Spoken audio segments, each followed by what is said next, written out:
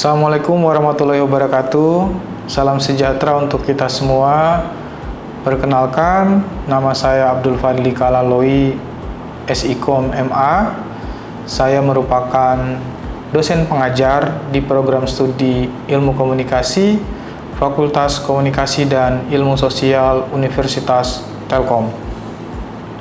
Saat ini saya menjelaskan PDD UKTPT yang berkaitan dengan pengajaran pada mata kuliah Analisis Data Media Digital. Mata kuliah ini diampu untuk mahasiswa di semester genap, di semester 4, dan memiliki bobot 3 SKS. Mata kuliah Analisis Data Media Digital ditujukan untuk mengembangkan pemahaman dan wawasan mahasiswa dalam memahami kondisi-kondisi sosial, khususnya yang berkaitan dengan ilmu komunikasi. Mata kuliah ini menawarkan pendekatan yang baru dalam memahami realitas sosial, yakni menggunakan basis data media digital termasuk media sosial, dalam memahami isu-isu yang ada di masyarakat, serta dalam menarik kesimpulan berdasarkan kondisi-kondisi yang terjadi di kehidupan sehari-hari berdasarkan basis data digital. Mata kuliah ini didudukan pada program Learning Outcome. Kami menuliskannya sebagai PLO 7 di dalam mata kuliah ini yang menekankan kemampuan untuk menggunakan alat-alat analitik, perangkat lunak dan perangkat keras, serta tools yang dapat mendukung proses analisis data untuk menyampaikan informasi berdasarkan data. Kemudian course learning outcomes dalam mata kuliah ini terdiri dari 3 course learning outcomes. Yang pertama, CLO 2 menekankan pada kemampuan mahasiswa untuk memahami konsep analisis data media digital dalam perspektif ilmu komunikasi. Kemudian pada CLO 3 kami menekankan kemampuan mahasiswa untuk memahami analisis data media digital dan menjelaskan fenomena yang eksis di aktivitas media digital atau aktivitas virtual yang terjadi di kehidupan sosial. Kemudian CLO 4, mahasiswa ditekankan untuk mampu membuat analisis data berdasarkan data-data mentah atau data raw yang tersedia terhadap sebuah fenomena dan membuat kesimpulan serta mendeskripsikan apa yang terjadi berdasarkan data-data yang tersedia. Proses pembelajaran dalam mata kuliah Analisis Data Media Digital dilakukan dalam 16 pertemuan dengan 4 assessment. Di antara pertemuan-pertemuan tersebut, kami mengajarkan tentang pengantar dalam memahami big data dalam ilmu komunikasi, kemampuan untuk melakukan analisis sentimen dan konten analisis, serta kemampuan melakukan analisis jaringan atau SNA, Social Network Analysis, serta kemampuan untuk melakukan visualisasi data. Dan pada akhirnya kami memiliki asesmen akhir yang berupa project yang menekankan mahasiswa untuk mampu menganalisis data yang kami siapkan berdasarkan konteks sosial yang terjadi. Pada konteks ini kami menekankan kemampuan mahasiswa bukan pada teknik pengolahan data berbasis alat-alatnya saja, namun juga kemampuan dan kritisisme mahasiswa dalam menjelaskan, memaparkan, dan mendeskripsikan data berdasarkan konteks sosial yang terjadi. Sistem pembelajaran dalam mata kuliah Analisis Data Media Digital, tentu saja kami menekankan pada kemampuan mahasiswa, atau kami juga biasa menyebutnya sebagai Student Centered Learning, yang dimana memfokuskan semua aktivitas kepada mahasiswa.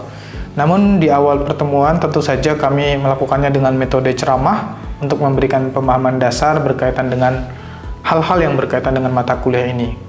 Di sisi lain juga kami menggunakan case base khususnya dalam memahami data yang kami miliki. Dalam aktivitas case base, mahasiswa diberikan data yang tersedia dan mereka membuat beberapa analisis untuk memahami realitas sosial.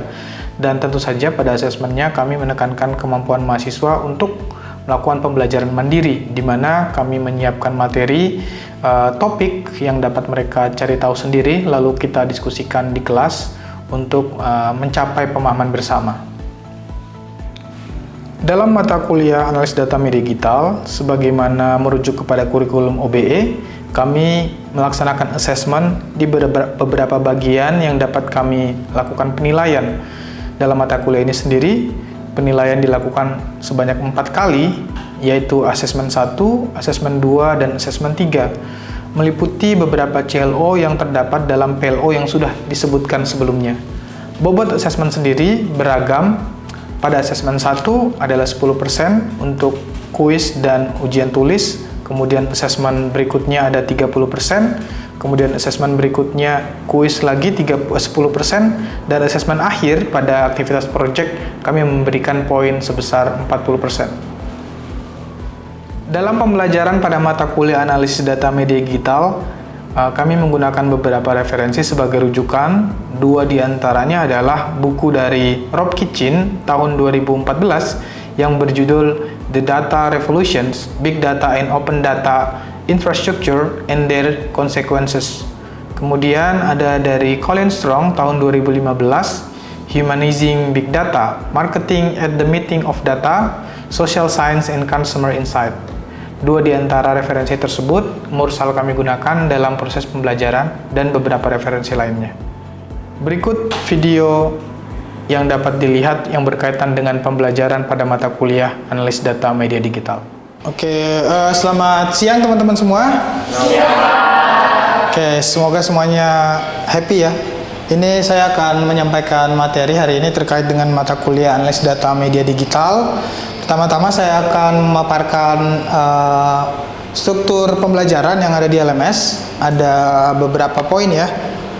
Mungkin saya sampaikan beberapa pertemuan awal yang akan kita bahas, mulai dari penjelasan tentang big data, kemudian proses koleksi data, kemudian text mining, sampai SNA, dan seterusnya. Ini adalah poin-poin yang akan kita bahas di mata kuliah Analis Data Media Digital.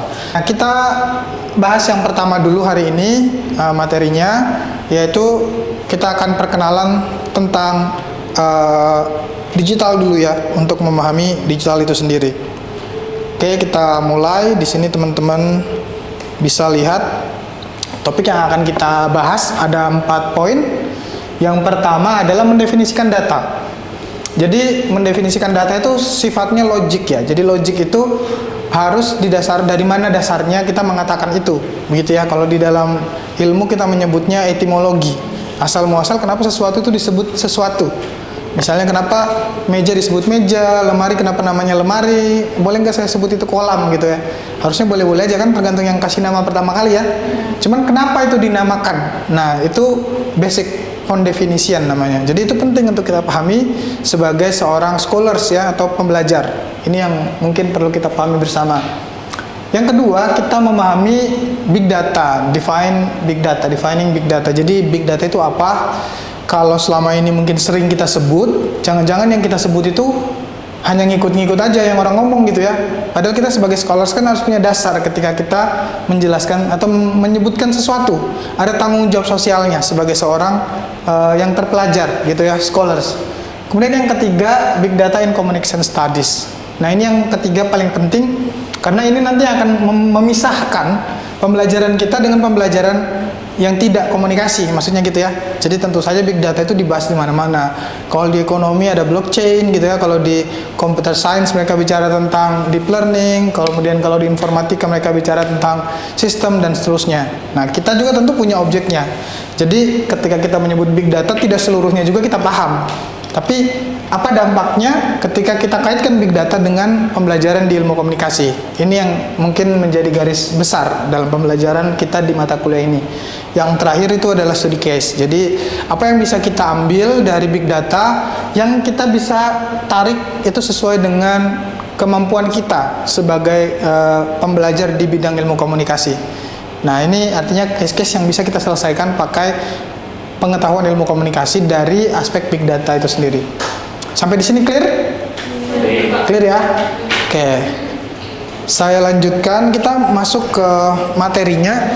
Nah, yang pertama saya akan masuk ke dalam definisi. Mungkin kita sering bicara tentang data, ya kan? Nah, ada yang mau kasih tahu saya, data itu apa menurut kalian? Apakah sama dengan yang ada di sini atau beda? Silakan. Mau definisi dulu. Boleh. Menurut kamu data itu apa? Yang kamu pahami? Setahu saya data itu ya kalau untuk definisi secara etimologi, secara bahasa itu berasal dari bahasa Latin, yaitu datum, yang memiliki arti ya suatu fakta yang bisa dipertanggungjawabkan. Nah, jadi secara singkatnya yang dapat saya simpulkan bahwasanya data ini merupakan sebuah kumpulan informasi, entah itu berupa fakta, entah itu berupa data, entah itu berupa angka yang dapat dipertanggungjawabkan tapi belum diolah. Oke. Sehingga nanti bisa kita kumpulkan menuju big data itu tadi. Oke, baik. Jadi kita belum masuk di big data ya, kita bicara data. Nah, kalau kita merujuk kamus lah, Oxford Dictionary ya, dia bilangnya adalah data itu adalah fakta atau statistik yang dikumpulkan, ya kan, statistik collected together secara bersama-sama for reference or analysis. Jadi satu penekanannya itu adalah fakta, ya kan? Jadi data itu equals dengan fakta. Dia itu harus equals dengan fakta, ya kan? Kita sering bilang saya punya data A, saya punya data B, saya punya data C gitu ya. Pertanyaan lanjutan kan dua-dua kalau kita itu orang berdebat ya, saya punya data, dua-dua punya data. Yang mana yang benar? Mesti ada yang enggak data di situ. Kalau yang tidak menggambarkan konteksnya mesti dia tidak jadi data. Sebenarnya data itu punya dua makna kalau secara dasar. Data yang pertama itu ada artinya to give, dari kata dare, to give. Jadi kalau kamu sebagai objek lalu kamu ngasih data ke orang, itu disebutnya dare kalau di dalam bahasa Latin. Karena data itu sifatnya memberi dan menerima. Nah, sedangkan yang kedua, ketika itu menerima, to take atau mengambil, itu namanya capta. Kalian pasti sering ngisi kan? Kalau di internet, capta, isi angka bla bla, berarti itu maksudnya apa? Itu maksudnya ada orang di seberangnya komputer yang mau memastikan gitu ya, yang sedang mengakses passwordmu itu adalah kamu. Jadi kamu dia mengambil data kamu, ya kan? Kamu kan ngisi huruf A, huruf kecil, B besar, B kecil, itu capta kan? Kalau kamu udah ngisi itu, baru kamu terhubung ke website yang dituju. Nah, itu dibilang capta kenapa? Karena dia mengambil data kamu, dia ingin memvalidasi si pengguna yang ada di sini. Nah, jadi sebenarnya secara etimologi ada dua aspek ketika kita memberi dan ketika kita menerima. Nah, ada namanya basis data. Apa itu basis data? Basis data itu kumpulan data yang tersimpan secara sistematis. Kemudian ada tiga aspek. Yang pertama itu adalah entitas, data entity. Yang kedua itu variabel. Yang ketiga itu jenis. Nah, ada yang pernah dengar entitas nggak? Entitas. Entitas sesuatu yang berwujud. Entitas itu namanya apa kalau berwujud? Tangible. Nah, entitas itu dua-duanya, dia bisa intangible, bisa tangible. Entitas bakteri misalnya, intangible kan? Entitas bakteri. Entitas itu seluruh bagian yang dia itu bisa mewakili satu kelompok. Misalnya mahasiswa, seluruh mahasiswa TEL bisa disebut sebagai entitas mahasiswa. Lalu di dalam mahasiswa itu bisa dibagi-bagi lagi, entitas mahasiswa Sumatera. Itu bisa, jadi dia harus mewakili satu kategori. Tapi bisa seluruhnya, jadi kita tinggal bagi-bagi. Entitas masyarakat Indonesia, berarti bukan cuma di Indonesia dong, yang tinggal di Australia juga masuk. Yang penting dia ber-KTP atau berpaspor Indonesia. Ini yang sering keliru, ketika kita nganalis data tuh kita bingung batasannya di mana. Ini data saya udah cukup atau belum? Nanti kaitannya sama statistik ya, tapi ini gambarannya, entitas. Jadi misalnya dosen, kalau saya kumpulkan hanya dosen saja, berarti itu namanya entitas dosen. Nah, di dalam entitas itu ada namanya variabel. Ada namanya variabel. Variabel itu kalau bahasa Indonesianya itu atribut yang melekat.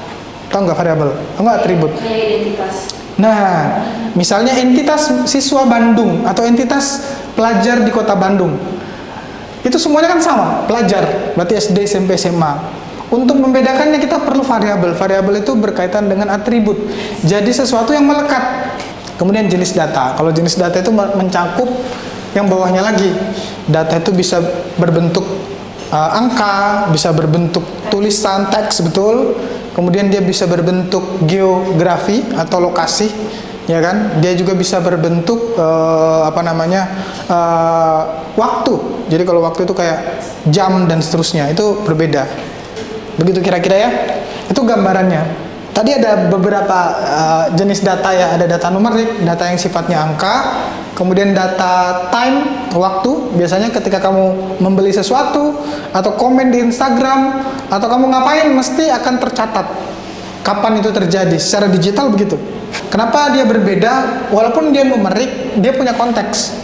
Udah ada jenisnya. Tapi memang dia angka, tapi dia bukan numerik yang ada di atas. Dia berbeda. Kemudian yang ketiga data string. Ada yang tahu data string?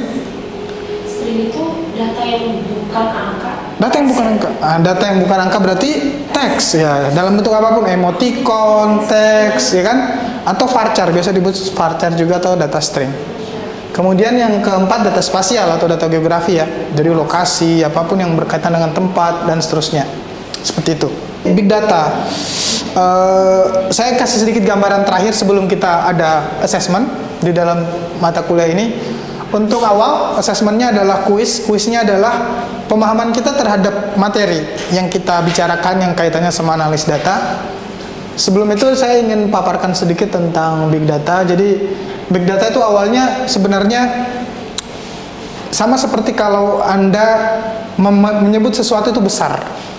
Misalnya begini, kalau kamu belum pernah ke Jakarta begitu ya, terus kamu ke Jakarta, kamu akan bilang Jakarta itu kota yang besar sekali, gitu ya. Lalu misalnya kamu ke New York, New York itu adalah kota yang besar sekali. Jadi standar besarmu itu naik terus, ya kan? Nah, jadi kayak big data itu sebenarnya karena orang-orang dulu merasa kalau buku atau data itu udah satu ruangan udah banyak. Jadi dia menyebutnya big data karena sudah banyak.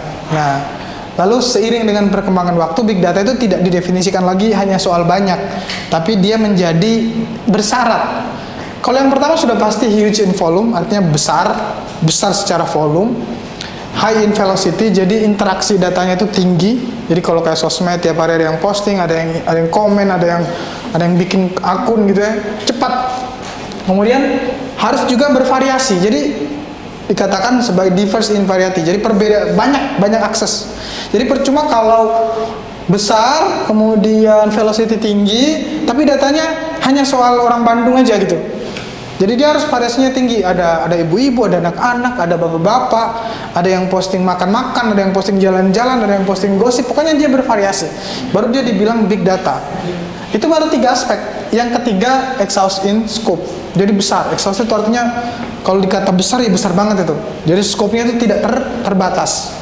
Jadi kalau sesuatu data itu masih terbatas, berarti dia belum big data. Kemudian fine grain in resolution. Jadi detail. Jadi fine grain itu kalau dalam bahasa Inggris diartikan tuh kayak pasir yang titik-titik itu, detail. Jadi kalau kamu mau cari detailnya ada. Nah, kemudian yang ketiga relational in nature. Jadi ini yang paling penting. Percuma kita punya data kalau dia nggak bisa menggambarkan kenyataan. Clear ya? Dan yang ketiga itu fleksibel. Jadi dia fleksibel apa? Dia itu open source. Kamu bisa menambahkan sendiri, kamu bisa mengurangi. Jadi kalau kamu mau bikin satu informasi kan kamu tinggal upload aja. Jadi dia menambah informasi yang sudah ada di muka bumi kan? Gampangnya gitu. Nah, ini tuh di bukunya Rob Kitchen yang tadi yang warna coklat, dia menjelaskan tentang big data revolution tadi. Nah, dia menyebutkan big data, dikatakan big data kalau dia memenuhi semua syarat ini. Nah, jadi kalau dia belum memenuhi semua syarat ini, oh jangan dulu, berarti ini belum big data, bro. Gitu gampangnya ya. Nah, sekarang big data and communication science. Ini saya ngambil dari buku Colin Strong yang warna biru tadi, yang di awal. Dia membagi peluang. Ini tahun 2015. Mungkin awal-awal kita meninggalkan BlackBerry ya. Kita udah mulai pakai Android nih. 2015 kan? Bener kan? Wah, kok lupa? Pokoknya kita udah mulai pakai Samsung S3 ini, S4 lah. Nah, dia bilang ada 6 opportunity yang kita bisa gunakan dari big data untuk penelitian dan lain-lain. 6-nya itu yang pertama social data. Dia menyebut yang pertama itu social data, yang kedua itu longitudinal data atau data yang bicara tentang keberlangsungan, jarak dan seterusnya. Kemudian breadth of data, real time data, kemudian data yang valid, kemudian data yang sifatnya memperbaharui. Nah, social data itu yang pertama dia taruh di sana. Artinya dia bicara salah satu yang penting itu social data. Social data itu apa? Semua aktivitasmu yang bisa dicatat. yang bisa dicatat oleh sistem, yang kemudian bisa membaca apa yang terjadi sekarang. Begitu ya. Kalau dalam statistik itu kalian pernah dengar ini nggak? Regresi. Pernah ya? Linear, berganda, apapun itu regresi. Nah, regresi itu kan kalau di dalam statistik bahasanya itu memprediksi masa depan. Jadi regresi itu kan memprediksi masa depan. Pakai data apa? Data masa lalu. Nah, jadi pengambilan keputusan itu mostly harus didasarkan dari pemahaman terhadap data. Nah, ini poinnya. Dalam ilmu komunikasi, kita bisa pakai itu sebagai pengambilan keputusan. Mungkin saya nggak akan ngajarin codingnya, tapi kita bicara tentang apa kemudahan pemahaman big data di dalam aktivitas. Ini saya kasih contoh ya. Saya kasih contoh sederhana. Ketika misalnya saya ingin menganalisis data, datanya seperti ini. Jadi data yang membingungkan dan banyak dan seterusnya ya, kita meminta bantuan dari sistem untuk mempermudah pekerjaan kita. Coba kita lihat. Sekarang kita coba. Aduh, loading nih. Sambil menunggu ya. Jika ada pertanyaan, teman-teman boleh mengajukan pertanyaan ya. Silakan. Ya, izin Pak, saya bertanya terkait tadi sebenarnya masih di slide yang sebelumnya, cuman saya masih stuck aja gitu Pak tentang penjelasan mengenai data dan big data Pak. Nah, sejauh ini jujur saya hanya udah familiar dengan kalimat data Pak. Big data tuh saya belum banyak tahu lah istilahnya seperti itu. Tetapi sampai sekarang dengan penjelasan tadi pun saya masih agak bingung Pak. Mengapa harus dibedakan Pak antara data dan juga big data? Apakah nantinya ketika kita menganalisis sebuah data media sosial itu nantinya perbedaan data dan big data itu harus kita pahami dengan baik gitu agar nantinya itu lebih memudahkan kita untuk menganalisis begitu Pak? Oke. Pertanyaan yang baik ya, pertanyaan yang baik. Perbedaan antara data dan big data sebenarnya secara nomenklatur itu sama saja ya. Baik data maupun big data itu adalah data. Nah, digitalisasi membuat big data lebih valuable. Kenapa? Karena dia punya yang namanya database tadi, database. Nah, database ini ibarat kalau misalnya kita bisa mengontrol aktivitas di dalam sosial media, gitu ya. Caranya bagaimana? Bagaimana cara memahaminya? Bagaimana cara mengerti datanya, bagaimana cara membaca datanya, dan seterusnya. Muncul istilah big data itu ketika orang-orang itu sudah merasa kalau data banyak, dianalisanya itu manual, seperti yang kalian lakukan misalnya kalau survei, itu almost tidak mungkin, ya kan? Misalnya hari ini setiap 5 detik ada sekitar 1 miliar orang posting di dunia ini gitu ya, posting di sosial media. Nah, pertanyaannya, apa yang mereka pikirkan saat itu, kalau kita analisa kan almost impossible gitu, kita mau bacanya. Tapi dengan adanya big data, jadi big data itu membantu data-data itu terhubung satu sama lain. Jadi cepat, interaksinya cepat. Sedangkan data biasa, almost nggak mungkin bisa seperti itu dalam data biasa. Itu sama juga dengan misalnya kalian main game online. Kita kan generasi yang main PS dan juga main game online. Jadi kita tahu tuh dari PS1 tuh loadingnya gimana lama gitu. Loading itu kan berarti memorinya dibaca di dalam kaset lalu di play. Kemudian dia masuk ke yang lebih cepat, yang lebih cepat, yang lebih cepat. Kemudian sekarang kita bisa bermain dengan orang lain yang kita juga nggak kenal, ya kan? Dan kita bisa ngobrol. Nah, kalau tanpa ada database itu nggak mungkin terjadi. Kenapa? Kalau kamu dulu main pakai kaset, berarti kan yang kamu main di kaset itu. Sekarang pertanyaannya, game itu bermain di mana sekarang? X-nya, kalau kalian install aplikasi ada X-nya tuh, Excel tulisannya kan. Nah, Excel-nya itu bermain di mana? Kan gitu pertanyaannya. Di server kan? Nah, berarti server satu diakses banyak orang kan? Nah, itu yang disebut sebagai big data. Karena dia memenuhi syarat-syarat. Ya, variasinya semua, aktivitasnya dan seterusnya. Itu untuk kategori datanya. Untuk kategori interaksi dan lain-lain, tiap aplikasi punya macam-macam. Nah, kalau tanpa big data, ya nggak mungkin terjadi yang seperti itu. Big data dan digitalisasi tentu saja, artinya internet ya. Nah, itu yang menjadi kuncinya. Gitu kira-kira ya. Ada pertanyaan lanjutan sebelum kita tutup? Ada pertanyaan lanjutan? Atau sudah cukup? Nah, contoh. Ini udah terbuka ya. Misalnya saya kasih contoh. Atau saya coba cari negara aja ya, negara search. Nah, ini.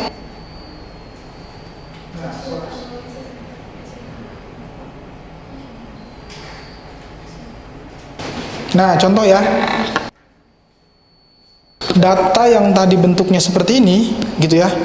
Kalau saya harus olah untuk saya bikin, atau saya bertanya lah, dia misalnya gini ya, saya bertanya pada komputer ini, atau saya bertanya pada kamu lah, misalnya yang ngolah datanya. Tunjukkan saya mana di antara tulisan-tulisan ini yang paling banyak dibaca manusia, diakses oleh orang-orang. Yang paling banyak diakses, yang paling banyak dibaca itu yang paling impactful. Nah, tapi ketika kita pakai sistem, ya sistem akan membuatnya lebih gampang. Jadi dia bilang, Bapak bisa lihat di tabel ini ada 10 orang yang menulis di sini, nanti orang-orangnya kita bisa lihat di sini. Gini ya. Most auto relevance, ini kita bisa lihat. Jadi lebih mudah dan lebih cepat. Ini ada namanya winner RL. Dia punya 9 interaksi lebih banyak dari yang lain. Ada pokoknya macam-macam. Jadi dia urutin seperti ini. Jadi ketika kita mau tanya apapun, dia bisa jawab dalam satu waktu. Dalam sistem ini begitu ya. Ini berlaku untuk semua sistem-sistem yang ada. Jadi ini contoh untuk analis data digital dalam konteks ketika kita mau membaca satu data artikel, atau misalnya gini, kamu bicara tentang marketing, siapa orang yang paling penting di abad 20 tentang penelitian marketing, nanti dia bisa jawab tuh orang nomor 1A, nomor 2B, nomor 3C, nomor 4. Nah, sehingga ketika kita mau cari pandangan dia, ya kita tinggal googling di Google Scholars. Kita udah tahu orangnya, kita udah tahu apa karyanya, baru kita googling.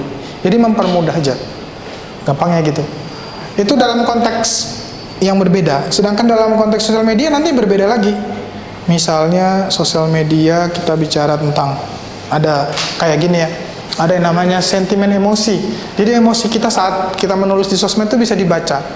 Dengan algoritma tentu saja, algoritma akan membaca kalimat itu. Ya sama seperti kamu nulis satu paragraf di ChatGPT, lalu kamu tanya ChatGPT, menurut kamu paragraf ini menggambarkan kesedihan, kesenangan atau apa? Dia akan jawab berdasarkan hitungan apa yang kamu tulis. Kalau kamu nulisnya sedih-sedih, dia akan bilang, ini tulisanmu terasa sedih, dia akan bilang gitu. Kalau kamu ngetik satu paragraf yang marah-marah, itu dia akan bilang, kamu terlihat marah. Karena dia baca di sini. Jadi ada nama algoritmanya NLP, Natural Language Processing. Jadi memproses bahasa dengan natural, gitu gampangnya. Nah, lalu dia membaca, oh ini dan seterusnya. Ini namanya sentiment emotion. Jadi dia bicara tentang rasa ya. Ada joy, kesenangan, trust, percayaan, fear, ketakutan, dan seterusnya. Kemudian ada lagi namanya sentiment polarity. Dia hanya ada dua, namanya juga polar ya. Polarity, ada namanya negatif, ada namanya positif. Seperti itu. Dan ini semua terjadi di aktivitas kita sehari-hari di media sosial. Sebagai contoh, misalnya perang Iran sama Israel gitu ya. Semua cuitan orang di seluruh dunia itu kan dikoleksi oleh Facebook, dikoleksi oleh Twitter, dikoleksi oleh Instagram. Lalu mereka membaca. Seluruh dunia ini orang mendukung Iran atau mendukung Israel. Jadi keputusan gencatan senjata itu nggak mudah. Mereka harus baca dulu perasaan dunia tuh. Oh ternyata orang lebih banyak simpati sama Iran. Nah berarti nanti Israel dikasih tahu, tolong kamu kurang-kurangin ininya karena publik ini simpatinya ke Iran. Coba kalau publik simpati ke Israel, sudah dirudal dari kemarin dulu tuh, Irannya hancur tuh. Itu kan pertimbangan kemanusiaan, karena mereka mempertimbangkan juga itu. Nah itulah pentingnya sosial media. Kamu juga pasti kasih pendapat mungkin ya. Wah hari ini Iran diserang lagi, semangat Iran, misalnya kayak gitu ya. Ya itu semua tergambar data kita. Nah jadi pengambilan keputusan sekarang itu nggak bisa dipisahkan lagi dari percakapan publik. Atau kemarin Desember kalian ingat ya, Prabowo mau naikin pajak berapa persen tuh? 15%. Demo orang, ya kan? Hari Seninnya Prabowo pidato dibatalkan. Nah itu kan berarti publik didengarkan. Apakah Prabowo melakukan survei? Enggak. Dia pasti lihatnya di sosmed. Tapi dia harus koleksi dulu datanya, dia harus panggil ahlinya, ngecek apakah benar seperti ini, validasi dan seterusnya. Begitu ya. Untuk pertemuan kali ini saya memberikan gambaran terkait ini untuk dasar kita melanjutkan pertemuan-pertemuan selanjutnya. Terima kasih banyak teman-teman yang sudah berpartisipasi. Ini jadi kuliahnya semakin serius ya. Oke, saya Fadli Kalaloi, saya cukupkan pertemuan hari ini. Assalamualaikum warahmatullahi wabarakatuh. Selamat siang. Waalaikumsalam warahmatullahi wabarakatuh. Terima kasih telah menyaksikan, semoga bermanfaat.